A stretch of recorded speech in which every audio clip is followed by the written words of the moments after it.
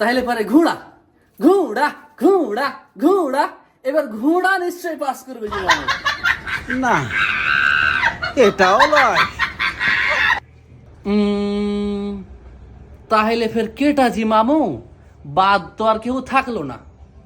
ও আনারস আনারস আনারস আনারস আনারস এবার জিতবে জি মামু, নিশ্চয় আনারস জিতবে। হ্যাঁ, যাইতে উঠছিস কেন বা? হ্যাঁ, এলা ভাই, হ্যাঁ? তাহলে ফের কেটা পাস করবে জি মামু? আমি আর পড়তে পারবো না, তুমি একটু কহে দাও তো কেটা পাস করবে। শোন, এটাই জানিস না, সবারই থেকে যে বেশি ভোট পাইবে ওই পাস করবে। no, no, no, no.